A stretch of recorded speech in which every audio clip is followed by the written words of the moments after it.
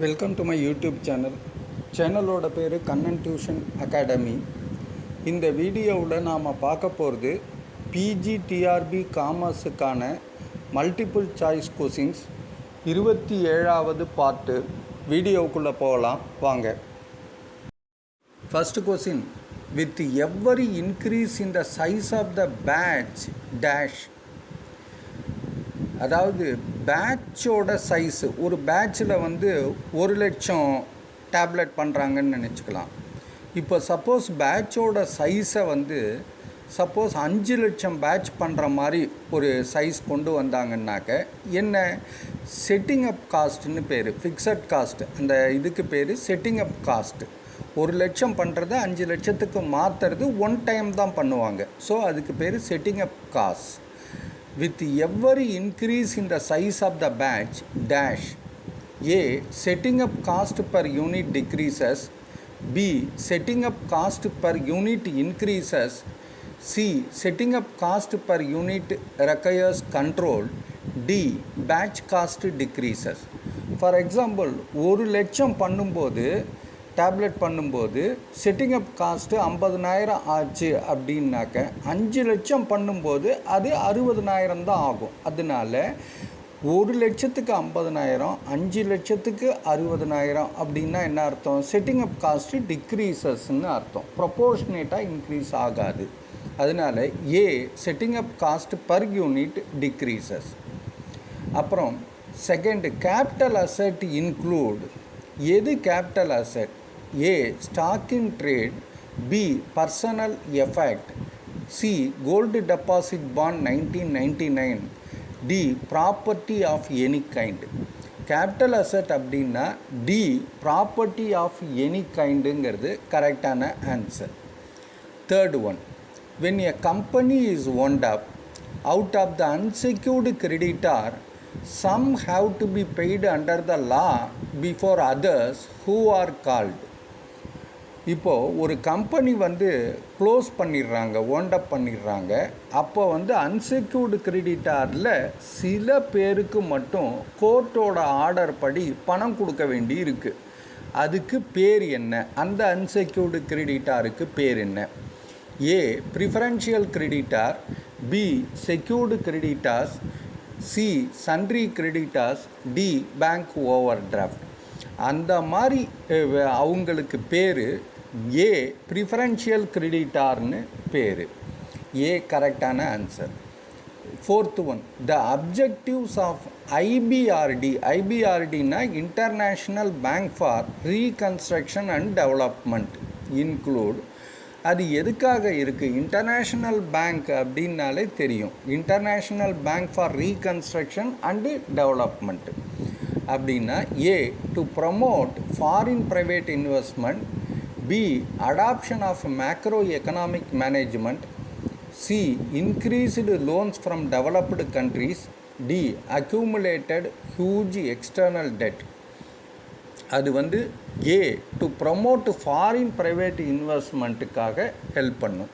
To promote foreign private இன்வெஸ்ட்மெண்ட்டுங்கிறது கரெக்டான answer. The objectives of IBRD, international bank for reconstruction and development.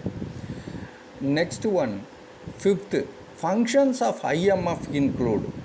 என்னென்ன function பண்ணும் international monetary fund? A regulatory, B financial, C consultative, D all of the above. ரெகுலேட்டரியும் IMF பண்ணும், ஃபினான்ஷியலும் பண்ணும், கன்சல்டேட்டிவும் பண்ணும். அதனால D all of தீஸ்ங்கிறது கரெக்டான answer. Sixth one, the following person is not a specified employee. A. A director employee, B. An auditor, C. Employee who is having substantial interest in the company, D. Employee whose monetary salary exceeds rupees 50 lakhs per annum. Specified employee அப்படின்னா அவங்களோட பேரோலில் வராத employee யாருன்னு கேட்குறாங்க. B and auditor employee, ஆடிட்டருக்கு கொடுக்கக்கூடிய பணத்துக்கு பேர் ஃபீஸுன்னு பேர். அதனால் பி அண்ட் ஆடிட்டர் எம்ப்ளாயியில் வரமாட்டார். அடுத்தது 7 deemed income include. Deemed income அப்படின்னா இதெல்லாம் இன்கமாக கன்சிடர் பண்ணலாங்கிறது என்னென்ன? ஏ கேஷ் கிரெடிட், கண்டிப்பாக அது deemed income. B unexplained investment, எப்படி இன்வெஸ்ட்மெண்ட் பண்ணாங்கன்னு தெரியல, ஆனால் அன்எக்ஸ்பிளைன்டு இன்வெஸ்ட்மெண்ட் இருக்குது அப்படின்னா அது வரவு வந்திருக்கு, அதனால தான் இன்வெஸ்ட் பண்ணியிருக்காங்க, அதனால் அதுவும் உண்டு. சி அன்எக்ஸ்பிளைன்டு இன்கம், இதோட இன்கம் யார் கொடுத்தாங்கன்னு தெரியாமல் ஒரு இன்கம் இருக்குது, அதுவும் டீம்டு இன்கம் தான், அதனால் டி ஆல் ஆஃப் தீஸுங்கிறது கரெக்டான answer. 8th one gross works cost stands for. Gross works cost அப்படின்னா என்ன? A works cost as adjusted by stock of work in progress, அதுவா? B works cost before adjusting cost of work in progress. அடுத்தது C works cost before adjusting stock of finished goods. D all of these. Gross works cost அப்படின்னாக்க work in progress adjust பண்ணாமல் இருக்கிறதுக்கு பேர், work in ப்ராக்ரஸை adjust பண்ணுறதுக்கு முன்னாடி உள்ளதுக்கு பேர். அதனால் B works cost before adjusting cost of work in ப்ராக்ரஸுங்கிறது கரெக்டான answer. 9th one opportunity cost helps in. Opportunity cost எதுக்காக ஹெல்ப் பண்ணுது அப்படின்னா A ascertainment of cost, B controlling cost, C making managerial decisions, D none of this. Opportunity cost வந்து C making managerial டிசிஷனுக்காக help பண்ணுது. 10th one the monetary measures taken to correct adverse balance of payment are. Monetary measures RBI எடுப்பாங்க, adverse balance of payment இருக்கும்போது எடுக்கிறதுக்கு பேர் என்ன? ஏ deflation, B டீவேல்யூவேஷன், ருப்பியை devalue பண்ணுறது, C exchange control, D all of these. அப்போ எடுக்கக்கூடிய மெஷருக்கு பேர் சி எக்ஸ்சேஞ்ச் கண்ட்ரோலுங்கிறது பேர். 11th one methods of foreign payments do not include A cash with order, B document against payment, C fixed deposit account, D open account.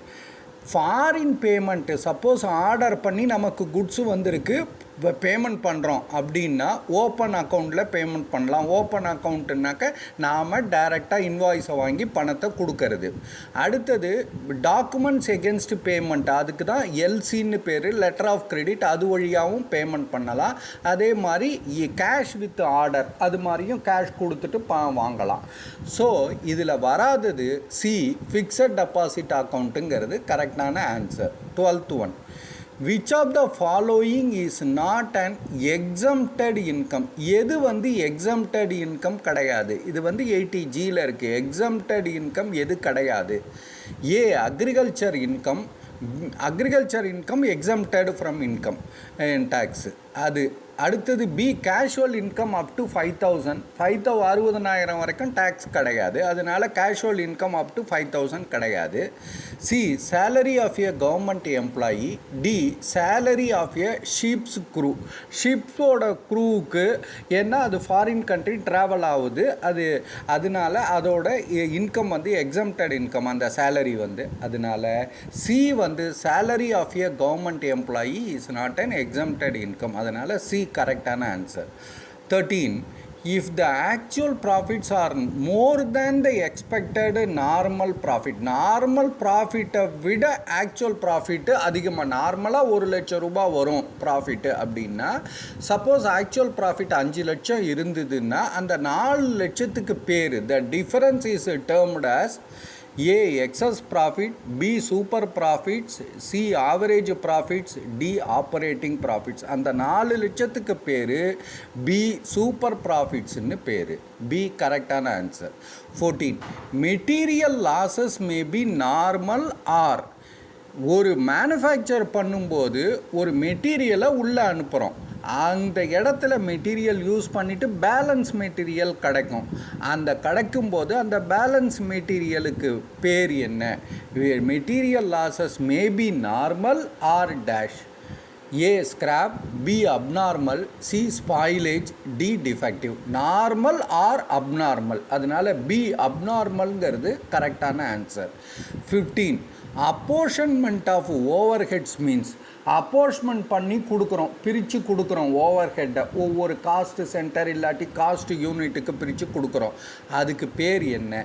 A charging of overhead to cost centres, B charging of overheads to cost units, C charging of overheads to cost centers or cost units, D charging of overheads to cost center and cost units. அதே தான் கொடுத்துருக்காங்க, அண்டுன்னு கொடுத்துருக்காங்க, அதனால் அது வராது, R தான் வரும்.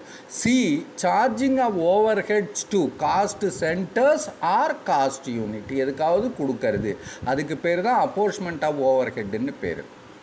C கரெக்டான answer. 16 A useful teaching learning method for slow learner is, ரொம்ப ஸ்லோவாக படிக்கிற குழந்தைகளுக்கு என்ன மெத்தடில் டீச்சிங் லேர்னிங் கற்றுக் கொடுக்கணும் அப்படிங்கிறது. A lecture, B self learning, C memorising, D group learning.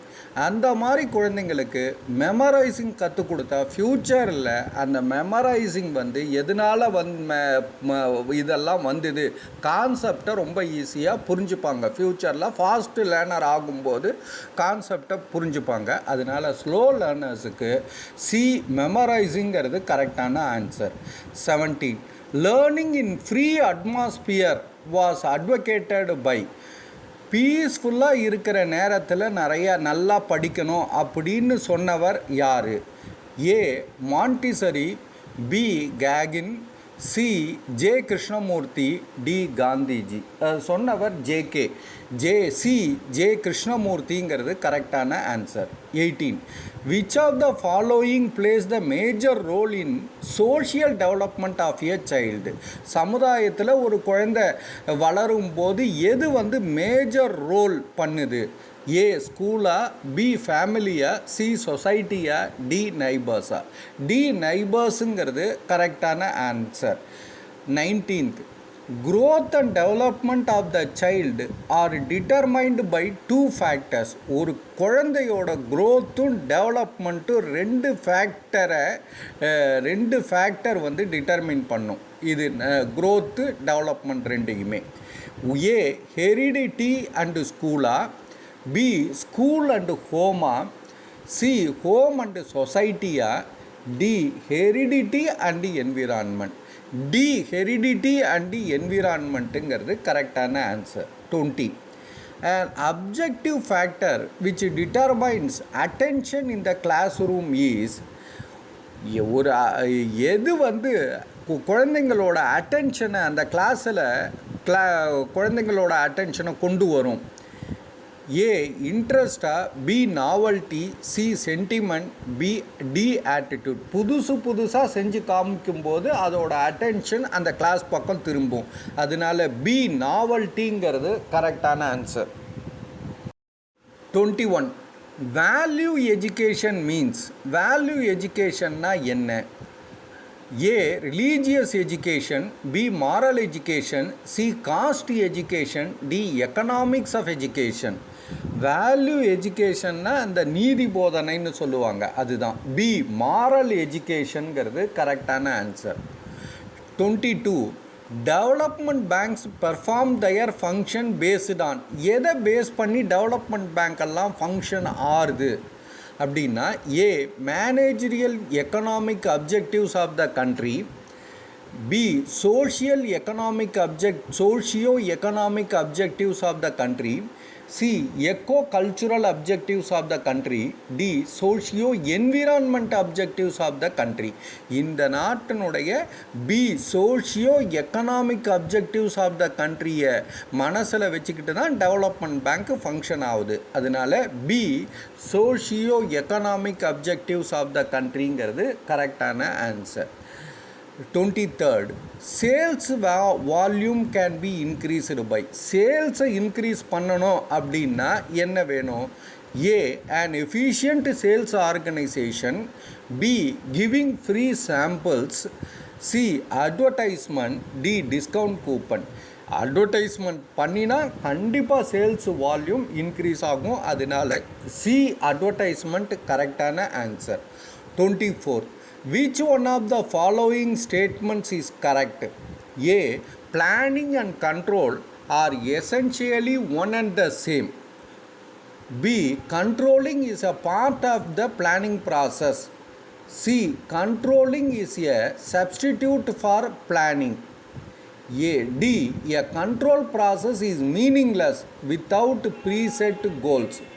இதில் எது ரொம்ப கரெக்டான ஆன்சர் அப்படிங்கிறது டி.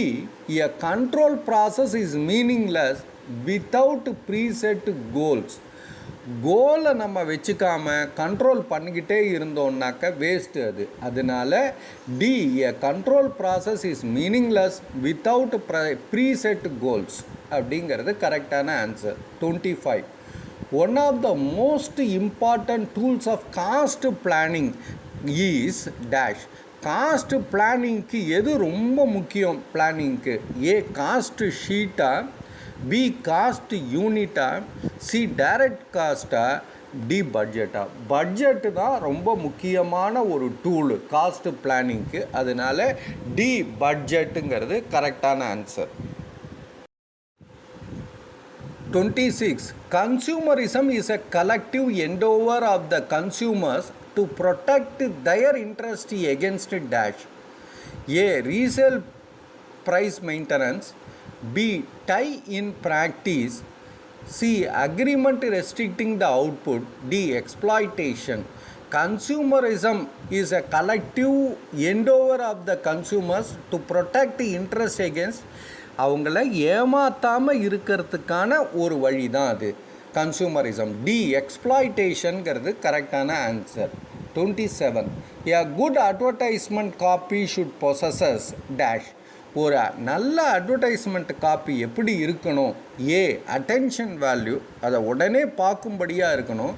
பி மெமரைசிங் வேல்யூ, அதை ஈஸியாக மைண்டுக்குள்ளே போய் சேர்ற மாதிரி இருக்கணும். சி எஜுகேஷனல் வேல்யூ, அது ஒரு போதிக்கிற மாதிரி இருக்கணும். D all of this. So advertisement காப்பிங்கிறது இது எல்லாமே இருக்க வேண்டியதான். அதனால டி ஆல் ஆஃப் திஸ்ங்கிறது கரெக்டான answer. 28. For carrying on business of banking exclusively outside India, ஒரு பேங்க் அவுட்சைடு இந்தியாவில் ஆரம்பிக்கணும் அப்படின்னாக்க banks should get prior permission of the dash. இங்கே பிரான்ச் ஆரம்பிக்கணும் அப்படின்னாக்கா ஆர்பிஐலேருந்து பர்மிஷன் வாங்கணும்னு நம்ம ஏற்கனவே சொன்னோம். அவுட் சைடு இந்தியாவில் ஆரம்பிக்கணும்னா யாரோட பர்மிஷன் தேவை? A finance minister, B reserve bank of India, C concerned holding company, D president of India. இதுக்கும் ஆர்பிஐயோட பர்மிஷன் வேணும். பி ரிசர்வ் பேங்க் ஆஃப் இந்தியாங்கிறது கரெக்டான answer. 29. Turnover ratio is useful to the management for dash. Turnover ratio, stock turnover ratio அப்படின்னா raw material எவ்வளவு வேணும், ஒவ்வொரு டைமும் அந்த ப்ரொடக்ஷனுக்கு ரா மெட்டீரியல் அதிகமாகவும் வச்சுக்கக்கூடாது, அதே நேரத்தில் குறைவாகவும் வச்சுக்கக்கூடாது டர்ன்ஓவர் ரேஷியோவில். அது மேனேஜ்மெண்ட்டுக்கு எந்த விதத்தில் ஹெல்ப் பண்ணுது அப்படிங்கிறது A enforcing internal discipline, B managing its debts, C evaluating performance, D managing resources. அது டர்ன்ஓவர் ரேஷியோ எதுக்கு யூஸ் ஆகுது அப்படின்னாக்க மெயினாக சி எவாலுவேட்டிங் பர்ஃபார்மன்ஸுக்காக யூஸ் ஆகுது. அதுக்கு அடுத்தது 30. ONM in office management refers to O and M அப்படின்னாக்கா ஆர்கனைசேஷன் அண்ட் மேனேஜ்மெண்ட்டுன்னு பேர். Refers to A operation and management planning, B organisation and management, C office orders and manuals, D none of this. ஏற்கனவே சொல்லிட்டேன், B organisation and மேனேஜ்மெண்ட்டுங்கிறது கரெக்டான answer. Thank you very much for வாட்சிங் this video. All the best. இந்த MCQ உங்களுக்கு புரிஞ்சிருக்குன்னு நினைக்கிறேன். ஏதாவது டவுட் இருந்ததுன்னா கமெண்ட் பேஜில் எழுதுங்க. இந்த வீடியோ உங்களுக்கு பிடிச்சிருந்ததுன்னா மறக்காமல் சப்ஸ்கிரைப் பண்ணுங்கள், பெல் ஐக்கானையும் ப்ரெஸ் பண்ணுங்கள். அப்போ தான் நான் போடுற அடுத்த வீடியோவோட நோட்டிஃபிகேஷன் இம்மீடியட்டாக உங்களுக்கு வரும். இந்த வீடியோ உங்களுக்கு பிடிச்சிருந்ததுன்னா லைக் பட்டனை ப்ரெஸ் பண்ணுங்கள். சப்போஸ் உங்களோட ஃப்ரெண்ட்ஸுக்கும் ரிலேட்டிவ்ஸுக்கும் தேவைப்படும்னு நினச்சிங்கன்னா இந்த வீடியோவை ஷேர் பண்ணுங்கள். Once again thank you very much. All the best.